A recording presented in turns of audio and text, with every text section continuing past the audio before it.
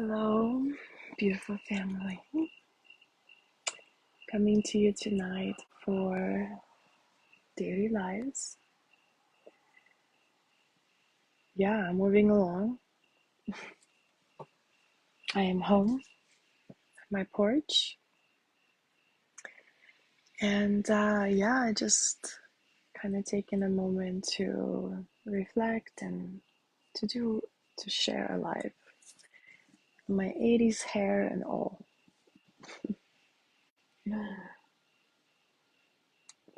Drinking coffee, 10:30 p.m. It's all backwards. So, yeah,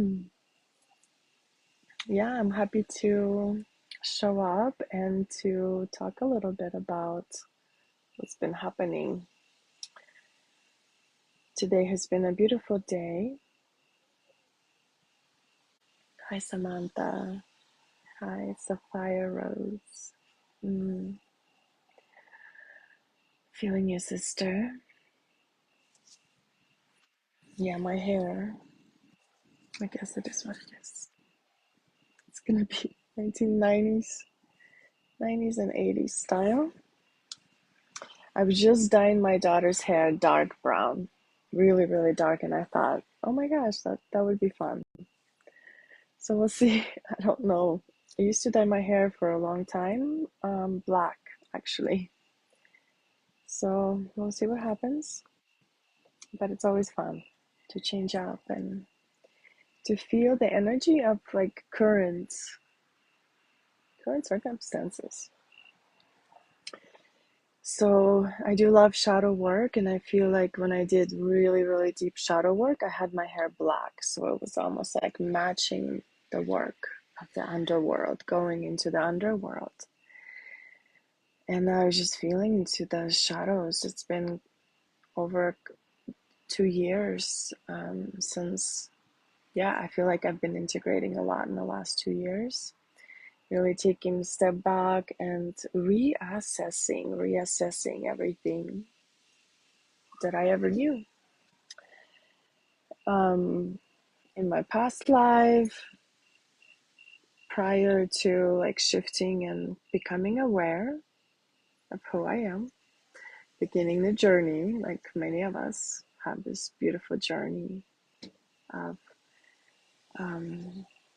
okay, my daughter is here now. She probably needs to rinse her hair. That's fine. She can do that.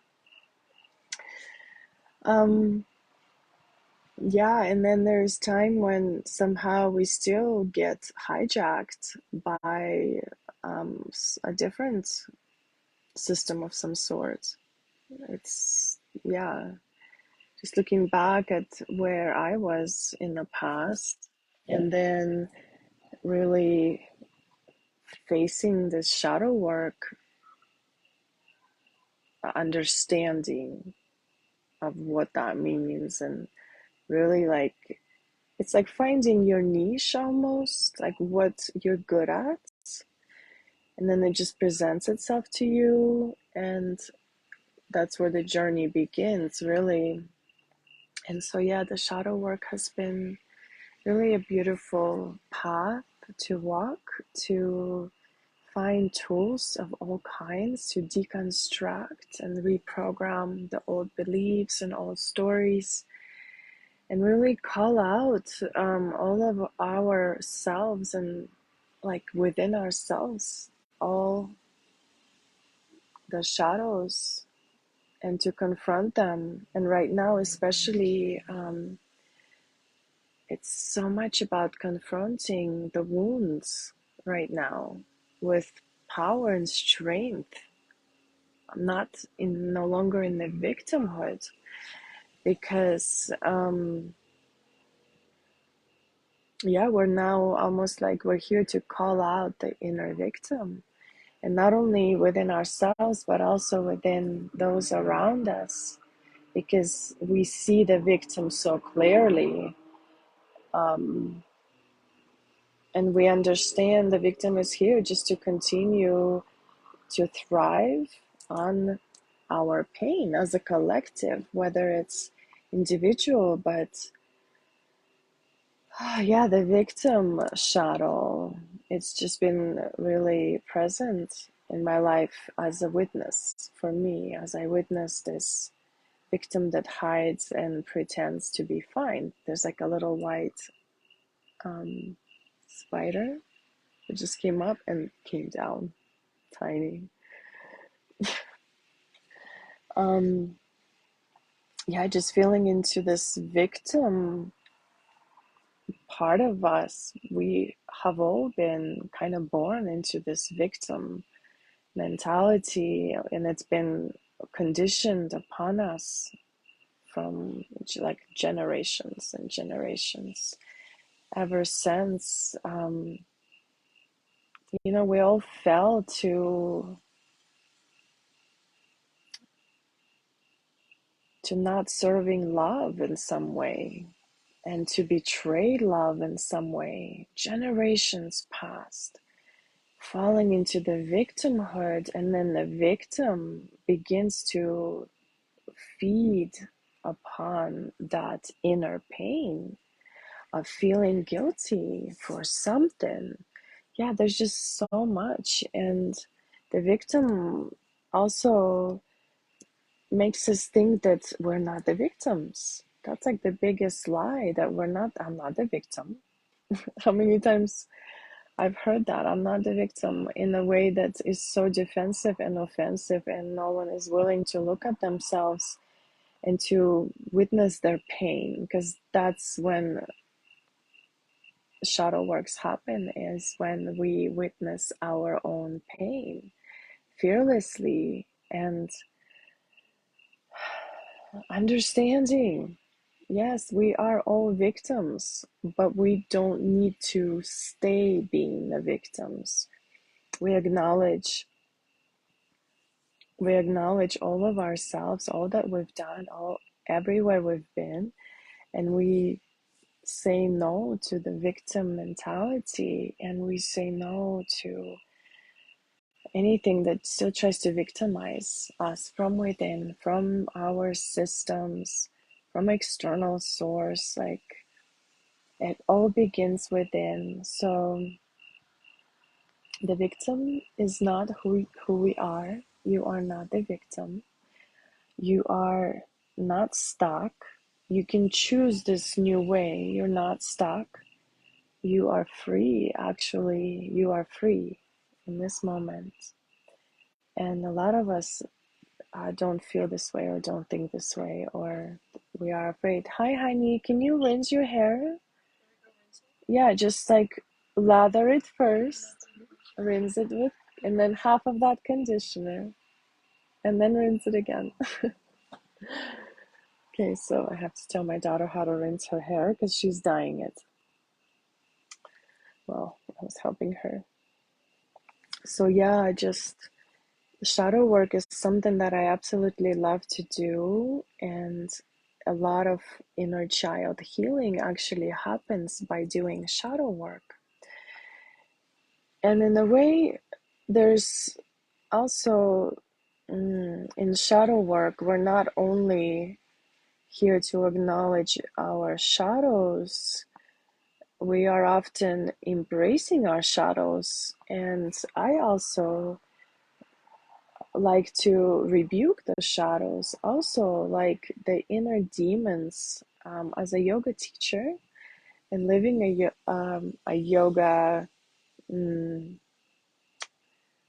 I would say, in a yogic state of mind, and as much as I can be in the external world that we all live in, um, and just understanding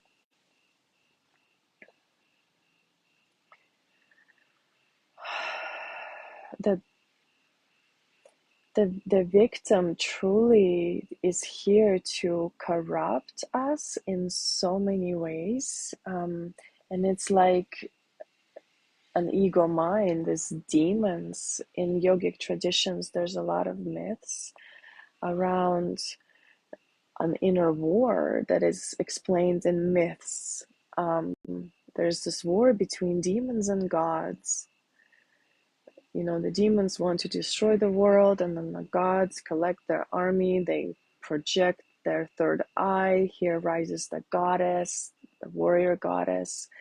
And then this goddess also brings forth an army of goddesses. And it's like this whole mythical journey. And in yoga, it's so fun because you can use poses to create a story and kind of have like this our journey into the myths. And this is basically training for our daily lives and to understand the victim within each one of us, and don't not allowing our true self to be taken over by the gloom, by depression, by anxiety, by stress. Like, if all of those things still have control over our peace, then there's still work to be done. And there's still demons to be slayed, literally. So it's like this battle that is happening within us. It's not just in these old mythical stories, and we can no longer pretend that we are fine.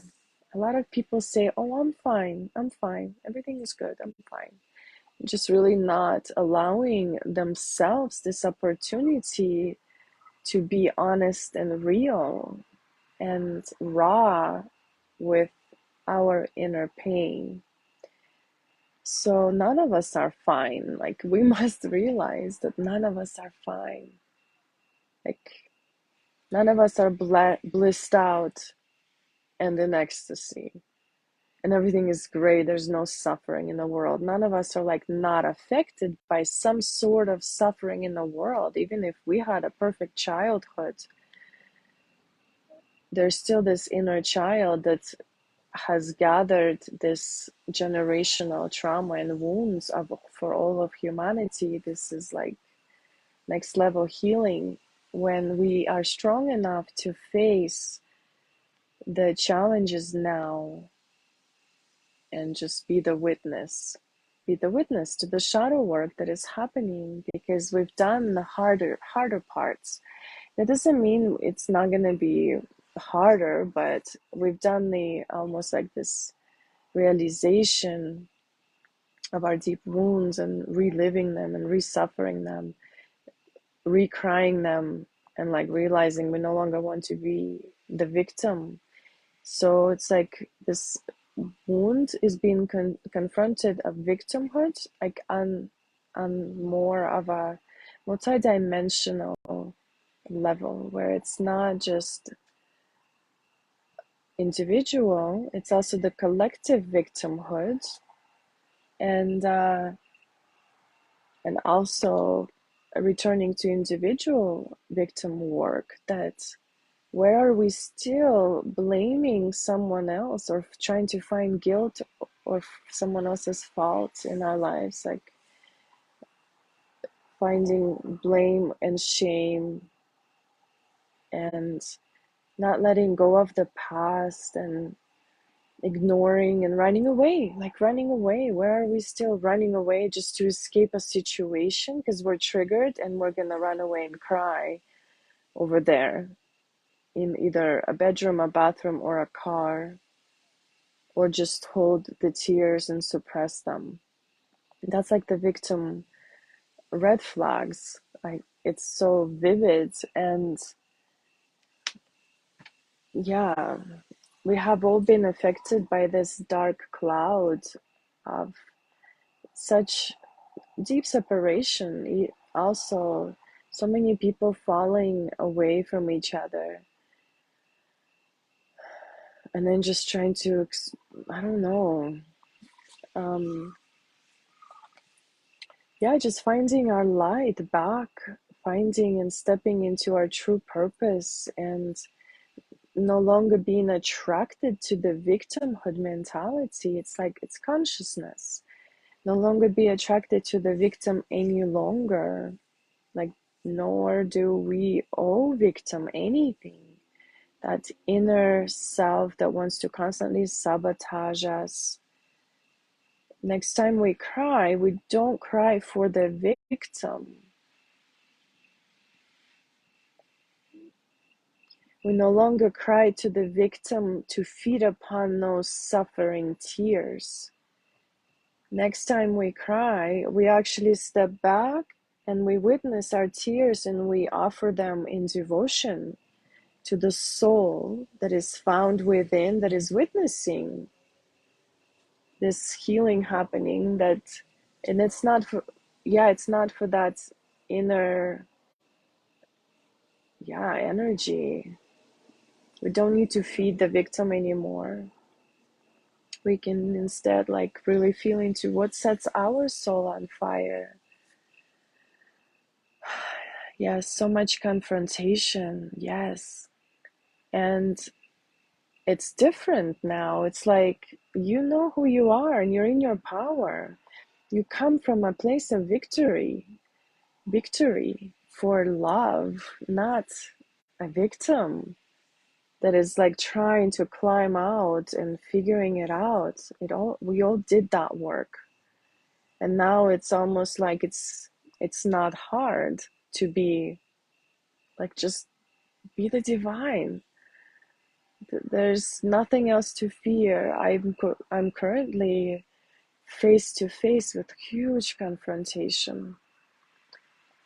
A couple of them, actually. And I'm just like in it. It's like being in the fire, right? It's like burning in the fire and burning in your own tapasya, your own inner fire of your practices and what you devote yourself to in this work. Like, shadow work is not for everyone. It's not easy. I was feeling into it recently. It's inner child work. The things that we do to heal those wounds is inner child work. We're burning away the old stories that have been conditioned and forced upon us, forced in many ways, and we had no choice. We were controlled and programmed by the system upon the system upon the system. And so it's our responsibility now to heal our wounds. We have to heal our pain so that there's no more feeding upon it happening from that victimhood mentality that we're all like born with. In a way, we are the victim of this inner war that's been forced upon our souls, because we are all about love and healing. That's what we want to bring, love and healing into the world. That's starts from within. We are no longer allowing for the victim to have access to the pain, to siphon and cause more suffering, to take our precious divine power from us. Because, yeah, the victim dwells in like fear and guilt and shame and suffering. It's really like that place of deep depression that so many people are experiencing right now. Loneliness, feeling sorry for themselves, feeling so much resentment and regret. Like I've known, like I would not be talking about this if I didn't know how that feels. And then there's this also powerful side of us that gets to return time after time, confronting ourselves and our pain and the victim, because each situation is always an opportunity for us to grow and to allow the source to see through us, to align, to dissolve. And as we heal ourselves and our own wounds, we're actually healing our future generations, our daughters and sons, and like grandsons and granddaughters, because we are the ancestors for them. And our ancestors probably did this for us at some point in our back in our lives. And so Yeah, no more running away, no more suffocating somewhere else alone. We can ask, we can reach out for support, reach out also to like my hair, I just can't. Reach out to like internal guides, internal inner guides, your body, be in your body. Don't deny that we're here living in this world, and this world is full of suffering. So we can coexist in multidimensionally. Exactly. And as we're healing ourselves, our daughters, and our future generation, we're healing our mother line. And we're also healing the earth.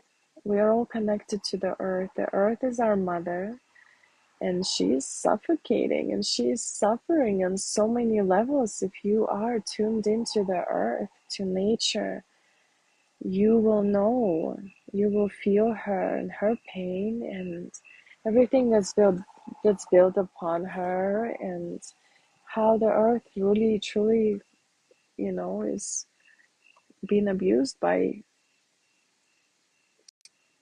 the matrix, by the systems. And I have seen the beautiful visions in in my oops yeah in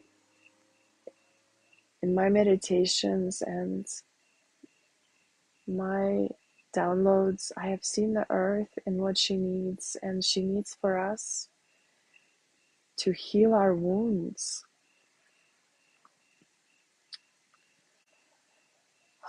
And not be afraid to confront ourselves and our shadows, not being afraid to confront what is here that makes me angry, for the earth, for all living beings, for women, for children, just for humanity in general. Humankind. Humankind is here to bring healing, and humankind is being corrupted. And so we get to be humane and really like reclaim.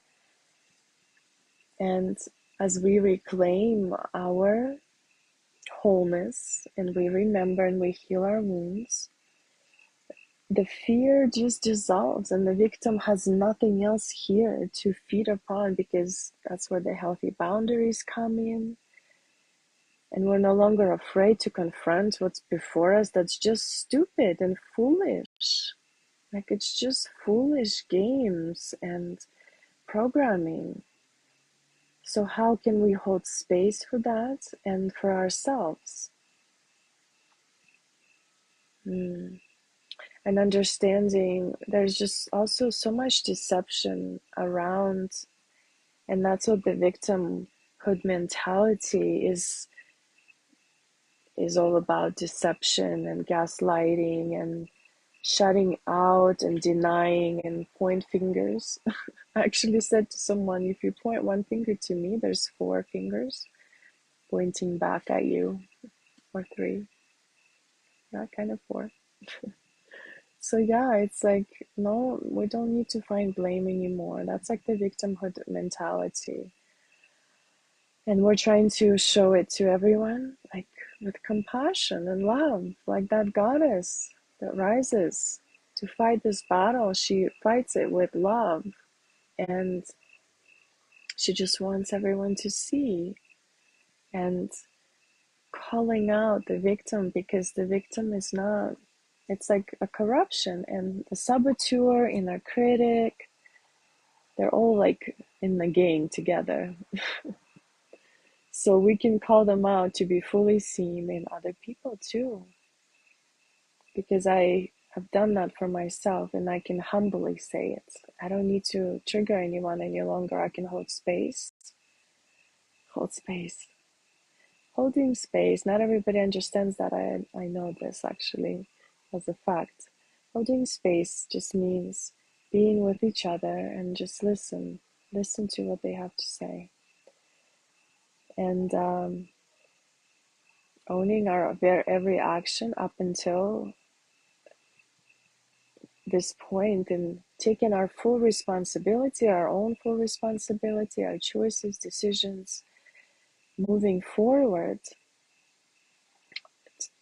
in a better way and honoring and knowing of who we truly are.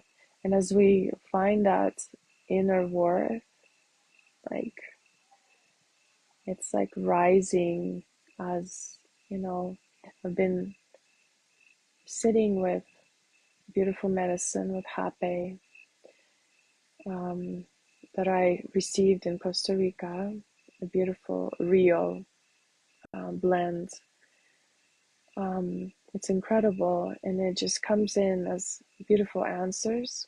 And I use it with combo today in a combo ceremony for a beautiful sister. And it was such a beautiful experience. And working with Happy actually reminds me of this energy of the warrior, energy of angel, a victory, like being victorious and standing in unapologetic, unshakable trust and devotion to kindness, devotion to love, devotion to rising from the ashes, like from our doing the shadow work. We get to rise, and today also this beautiful song came on that my inspiration was that our children walk in the beauty of us remembering our souls. Our children will walk in that beauty. So, to remember our souls means to remember that our life is sacred and this wounding that's happening here on earth no longer needs to affect us the way that we get to show up in the world with purpose, with dharma. And if we're still looking for purpose or dharma or for something more meaningful, like questioning who am I at this point in my life, because who I have been doesn't resonate with me anymore. Look for ways to take better care of yourself, talk kindly to yourself, see what makes you happy and brings you joy. Go to those places, start doing yoga, start practicing yoga, find a beautiful class of yoga. I actually have a channel on YouTube that I just created from videos from just a couple of years ago, and I put them there. They're in my YouTube channel. Yeah, turn on and do some yoga yourself or go to the studio, get a massage, get yourself some chocolate, and just how can you help yourself heal and listen to the guidance.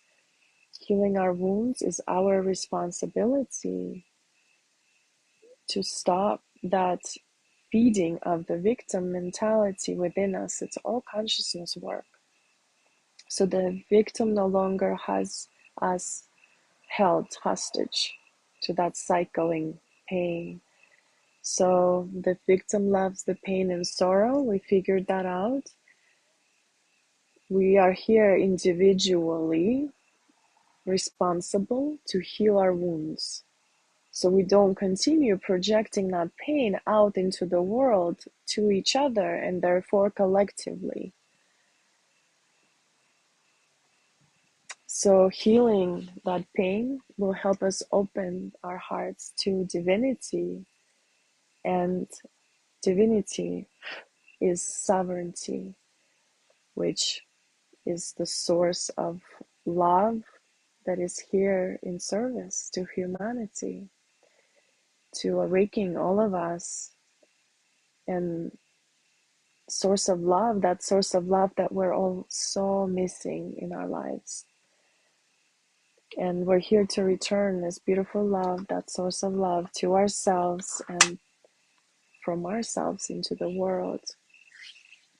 So the victim no longer has control over this domain. We reclaim our sovereignty a long time ago. And we get to reclaim that and help others to reclaim that. However, our contracts here hold us together. So I'm so grateful to share this message today, a little bit of shadow work. Thank you for tuning in. I'm gonna go do some more shadow work. I love you so much, Samantha. Thank you for being here. Thank you for being here, Kathy and Catherine, and anyone else who is watching at any moment. I'm excited to go to Montana. I'm going on Wednesday. I'll talk a little bit about it more. We are a beautiful group of people on a journey, and um, I will talk to you guys tomorrow. Aren't we lucky and blessed to have this beautiful phone sacred technology connection to be together? Mwah. And I will see you soon. Many blessings. And also want to the shadow work. I feel like it's always protected by my divine intention to serve with love. And yeah, if we can do some, we can all do a little bit of shadow work. We could do a lot of healing for the planet as a whole. Many blessings. Thank you.